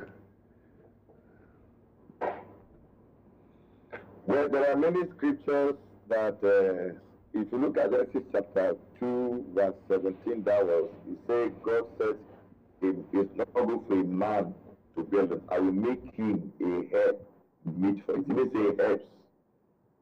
He said, therefore, a man shall be joined to his wife, and they shall become one flesh, not 3 flesh. However, having said that, I'm aware that we live in a multicultural environment. There are those that believe in having more than one wife. There are those that believe in having one wife. I wouldn't want to be an authority on how many wives a man should marry. It depends on your belief system. But for me, as a pastor, as a Christian, I believe in one wife. There are those that believe in having multiple wives. And then, so that is for that. Then the other question is our parents that practice polygamy. If you go back to it, like our KBC may tell us, go back to history. Many of them practice polygamy at the beginning because of history, so because of famine. They need more hands in their farm for their business. They have to marry more women to have more hands to cope with. And also because of appetite. In other, like Mr. FUNKE said, instead of keeping side chick, why not have a broad chest and bring the woman in? So our parents practice those things. So that is our culture, the traditional culture of the people. So Christianity came up and said one wife. There are those who believe in a traditional culture of multiple wives. There are religions that believe in multiple. That is them. But for me as a pastor, I prefer to stay with one wife and have my peace and to stay with multiple wives. Those that can manage them, like Mr. FUNKE said, fine, that is them. I don't have a say in that. But for me, and my own understanding, I prefer to stay with one wife. That's my personal opinion. Mrs. EGBEMODF. There are men, Brother Ayo, there are men who should marry half a wife, and they want side chicks, 4 side chicks in addition to one wife. They do not even have the energy, the money, How do you mean? Half a wife? half a wife. How will you go half a wife? Not join the free and be talking I'm just saying that they are already married. Yes. There are men who are not even prepared for one wife, a full wife, and the full responsibility of being the husband of one wife. Now they want 4. Okay. They should just want to have side chick. That's my own. No, I think everybody for its responsibility. This is where it is women that will complain first, or the men. Okay. Thank you very much. We will soon go over to KBC, but I'm seeing the dailies hands up. Can you quickly unmute him? This might be your first time on Boiling Point. Good evening, family. First time I've been on Boiling Point. So good evening, lady and gentlemen. Good evening, Apostle. And I want to especially acknowledge KBC. It's been a very interesting topic, and I'm happy that this is being discussed. I just want to react to a few issues. I had Barry's question, and I also had the responses. I think the concept of polygamy and the root causes are probably not being properly addressed, because those root causes still exist. And if we don't address them squarely, we will not take away what is polygamy. I don't think it's about family. I think that's a side effect. And I don't think also it's about appetite. I think it's more about the sociology or the physiology of men and women and their different needs sexually. From what I heard, because I didn't belong to that generation, a lot of first wives marry the second wife for their husbands. A lot of first wives, as soon as they get married, they get pregnant, their first pregnancy, they start looking for the second, and they see that second wife as a helper, and so on and so forth. And so on and so forth. Today's challenges are different. The challenge of education, challenge of bringing children up, and so on. Yes, those are there. But those needs still remain.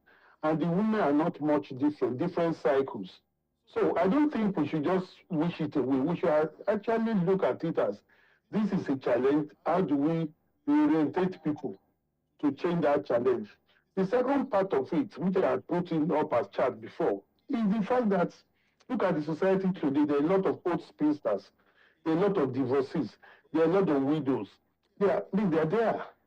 And they also have needs. So they need men in their life, either for companionship or for support, whether emotional or financial.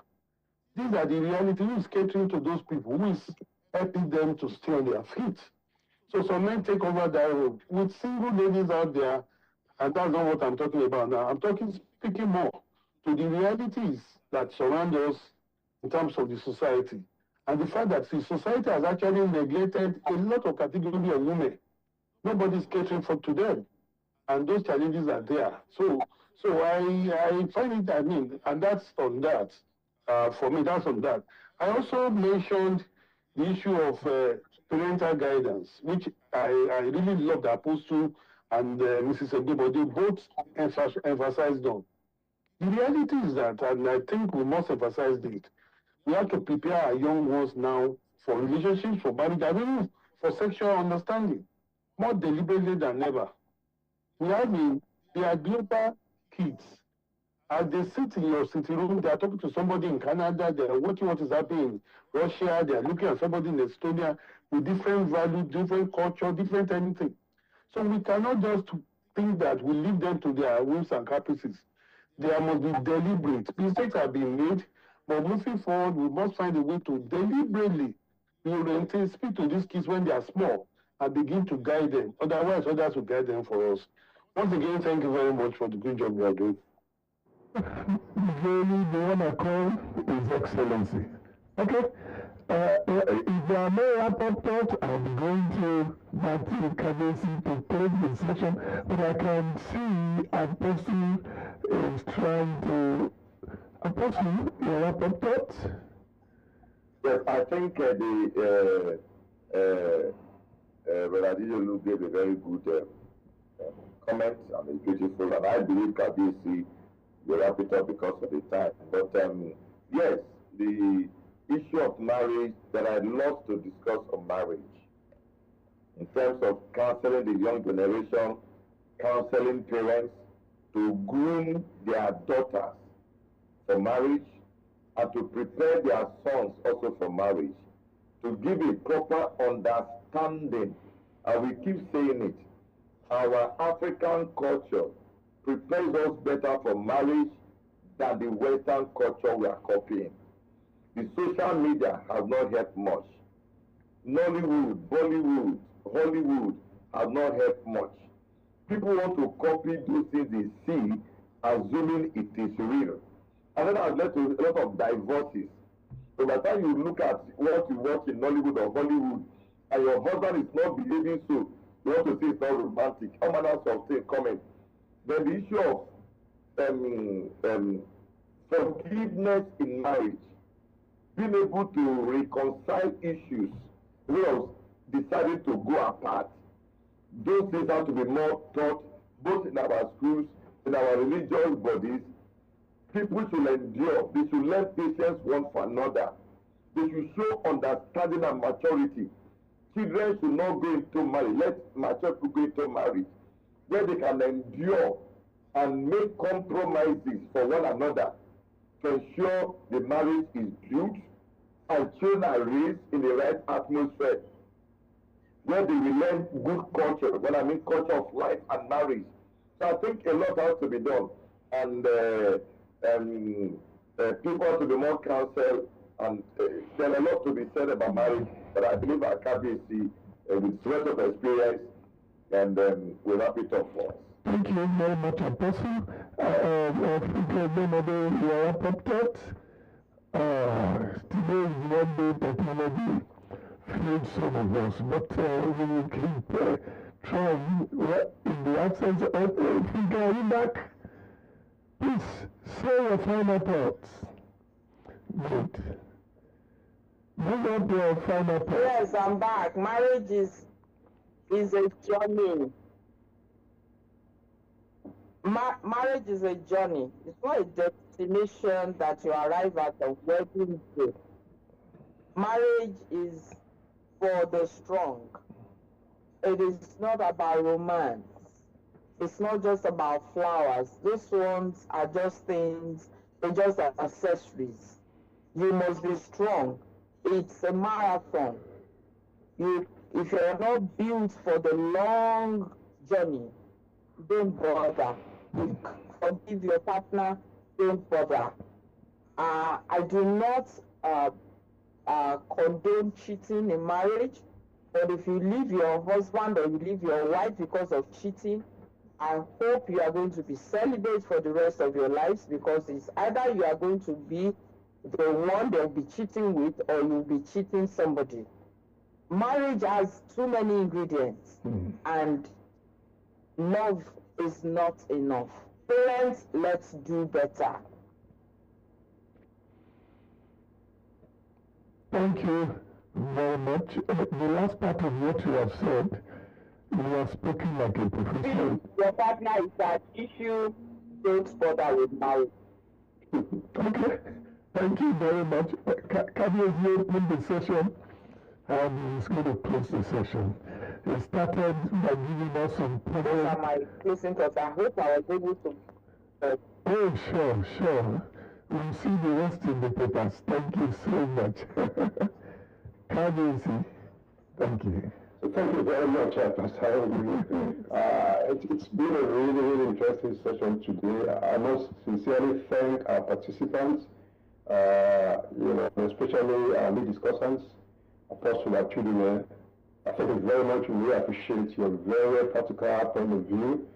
And also Mrs. FUNKE, EGBEMODF, thank you very much. It's a pity that, there were other issues that made us miss a few of our good points. But you could tell very clearly that this was somebody who was coming from the realistic point of view, a lot of experience on this as well. You see, and I think it was Mr. EGBEMODF who talked about marriage being a marathon. You see, a lot of us don't see marriage for what it truly is. It is the basis of building any community. The smallest unit of a community is the family. And for those who believe in the story of Adam and Eve, I mean, the generations that came after them started from that single unit. But again, let me just speak a bit to some of the questions that Pastor ACHUDUME and Ms. EGBEMODF tried to address. It's usually about money, and I think it was Pastor AYO who asked the question that money makes love stronger. Interesting, and I love the response by Pastor ACHUDUME, by the way. You are doing it very, very clearly, very in detail as well. So for me, I say, if that is true, if anybody holds that view, then the corollary must also be true. That is, lack of money makes marriage weaker.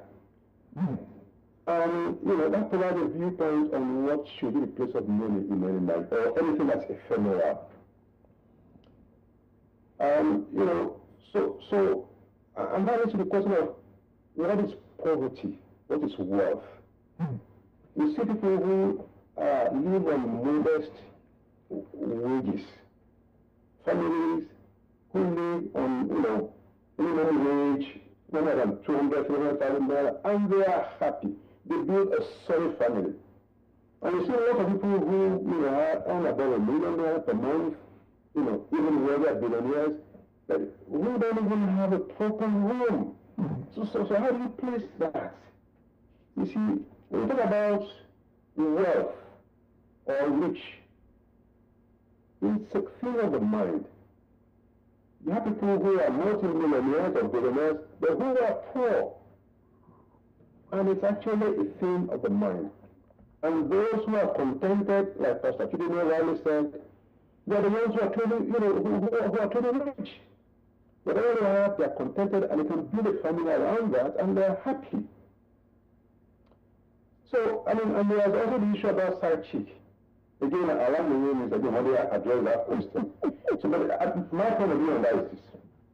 As a man, for example, you have a daughter. Would you like to see your daughter as a side chick? How do you feel? If someone comes and says, I want to make your daughter my side chick. Let's think about it. And Mr. EGBEMODF was talking about, she linked that to the issue of,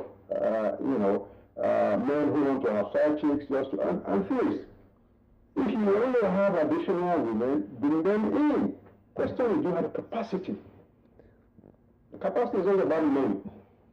It's about the wisdom. It's about, being able to manage that home in a way that our forebears used to do. And they had harmonious. And to do that, then goes again to the issue of how do you view marriage? What's your objectives of going to that marriage?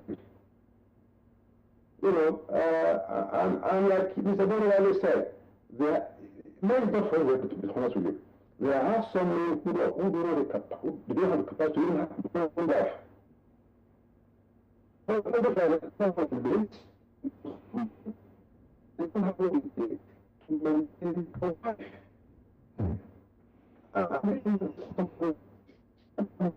Whether I have a big house or we can spend on the woman or not. They can post some video of intimate affairs on social media and videos.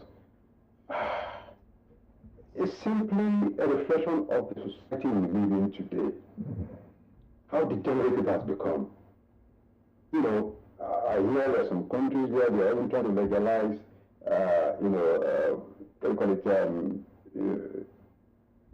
the marrying a goat or a dog or something, with registry. I mean, how low can we get as humans? But anyway, let's keep it that way. Again, thank you very much to all our participants today. We appreciate your contributions to that as well. And to our partner media stations, particularly Wash FM, we want to thank you. And to all the other media stations who help us to broadcast this live as well. Pastor Arowojolu, thank you very much for being true to this program. We appreciate you. It was your birthday yesterday. Happy birthday to you again. Thank you, and I wish you many happy returns. Thank you. We'd like to welcome comments, feedback on the program in any way. Please give us feedback. We welcome them because it's going to make the program better. It's only when we get feedback sincerely. It's not only the praises, it's also the areas where we need to improve. And we promise you we'll continue to welcome them to make the program much better for you and to make it livelier and more interesting for you. Again, thank you very much and have a great week ahead. Thank you very much, KBC. I cannot thank you enough. Thank you for all you do. I want to also appreciate my daddy, APS.LAWRENCE ACHUDUME. Thank you for all you do. Thank you for the candor with which you speak everywhere. Thank you for building lives and destinies. I want to thank Sister FUNKE. In fact, the moment I just got in touch with her, she just said, yes, it's as if her passion in life is about relationship matters, and that's why they have said she's a professor of marital matters. Thank you so much. I see Professor Ushala YEMI all the way from Accra, Ghana. Thank you so much for the support. Every one of you who stayed for more than 2 hours, we are doing this work together. We will continue to do to find solutions to problems that are affecting the society. I do not know whether what we bring next time in June will be hard stuff or soft stuff, but whichever way it is, I think we can return to politics, we can return to economy, but only God knows what it is. I thank you so much. I thank Wash FM and Elite FM and all the radio stations that have been backing us up. This is the size of our package. Thank you. Let me go over. And I want to thank the technical team too. We'll keep improving and doing our best. We hope that this is the 43rd edition. We hope that maybe when we get to 58th edition, so in 6 or 7 months' time, we can arrange the physical edition where we can see each of us and shake hands again. Well, Anthony, I want to thank you. Let me hand over to you. You know how to say it better than I do. Thank you. Thank you so much, Mr. AYO AROWOJOLU. It was a time and a half I've had here on Wash 94.9 FM. Because Nigeria, that's the size of the broadcast today. I am sure that you must have learned a lot from the conversation. And just as he said, we decided to take a little soft route this time around, but nonetheless, on the next edition, we'll also ensure that we have a better and a seamless communication as far as the program is concerned. That being said, because Nigeria, keep it here as always. It's Nigeria's health-centric radio station, Wash 94.9 FM. Stay updated with our conversations.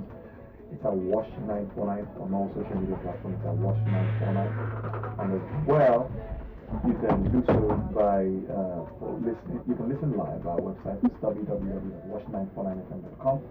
Alternatively, you can listen via the radio cabin, such as Wash 949, and you'll find us there. So from us, here is.